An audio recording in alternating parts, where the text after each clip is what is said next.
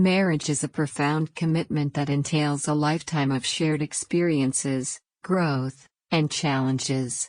My journey into married life has been a fascinating and rewarding one, filled with love and valuable lessons.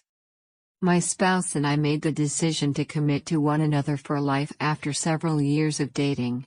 Our wedding day marked the beginning of a beautiful chapter in our lives.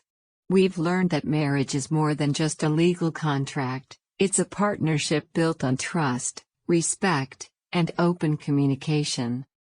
One of the most significant aspects of our marriage is the support we provide each other in achieving personal and shared goals. From career aspirations to travel adventures, our partnership has given us the courage and motivation to dream big and chase those dreams together. Another essential component of our marriage is the ability to navigate challenges and conflicts with grace and empathy. We've faced tough times, but our commitment to each other has seen us through.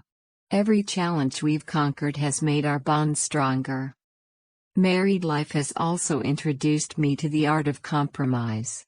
We have distinct interests and individual needs, but we've discovered that balance is key.